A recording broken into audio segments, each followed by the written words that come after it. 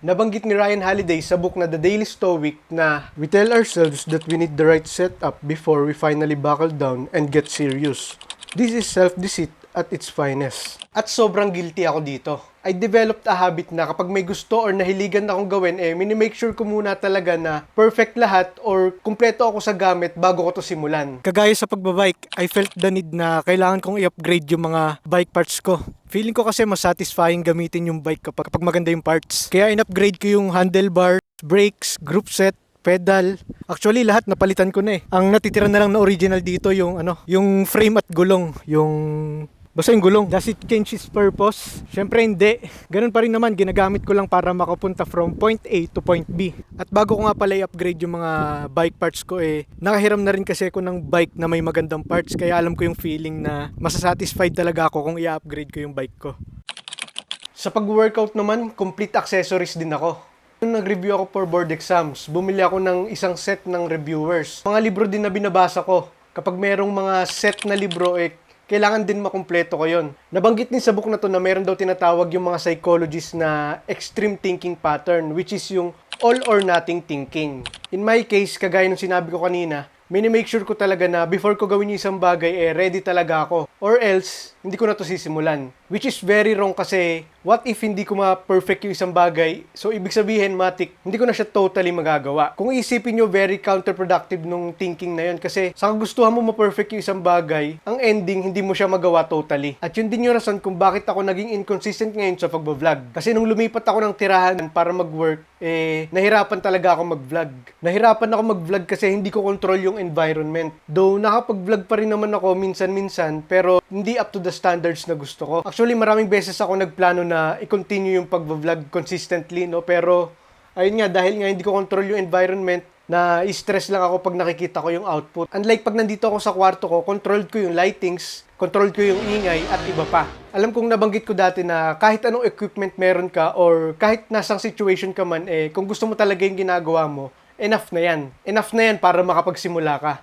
Which is totoo naman. Again, sabi sa book na to, ang perfection daw associated with frustration and depression. Kasi wala naman talagang perfect Kaya ang ending, madidisappoint ka lang. May share lang ako sa inyo guys, no?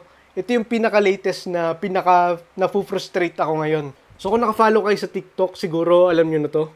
Kinokollect ko kasi yung photocards ng Jollibee. Di ko makuha yung kay Maloy at Sheena na heart pose. Tapos yung kay Mika at Colette na burger pose. So yan yung kulang ko. Di ko makumpleto hanggang ngayon. At sawang-sawa na rin ako sa cheeseburger. Nakakaumay na. At dahil nga sobrang frustrated na ako na hindi ko makumpleto tong Bini photocards na to, ayun, naghanap na lang ako ng seller sa Facebook na meron nung kulang ko. So yan, buksan natin. Tang ina kasi, ba't kasi naging pan pa ng Bini? Ay nako, Bini, ano na? Ako lang ba yung ganun? Kapag hindi ko makumpleto isang bagay, naiinis talaga ako. Comment nyo naman sa baba kung nakaka-relate kayo. Ito na. Raiko. Shoutout nga pala dyan sa nakatransact ko. Solid, napakabilis ng transaction. Nakabahan pa nga ako, baka kasi na-scam ako Baka bigla akong i-block pagkabigay ko ng payment. Pero, ito naman, umabot naman sa atin yung cards. So na, moment of truth guys. Dito muna tayo sa first pack. Ang pinaka-hinahanap ko talaga kasi guys yung Maloy Heart. Maloy Heart na nakaganon. Kahit anong gawin ko talaga, hindi ko makuha sa Jollibee meal. Oof! Sa wakas, Jollibee ni Maloy. Sheesh! Next pack. Pili tayo. Baka Sheena ano naman to. Sheena Heart. Oof! Mika Burger. Next pack. Colette Burger. Oof! Last pack. Sheena na to. Sheena Heart. Oof! Sheesh! Ka muna. Tong ina, kompleto na. Maloy. Slot ni Maloy to. Slot ni Maloy.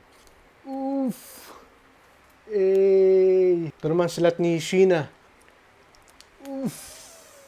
Tong ina, ganda tingnan, no? Kompleto na. Ito namang burger. Burger naman tayo. Burger. Slot ni Mika. Oof! Slot ni Colette.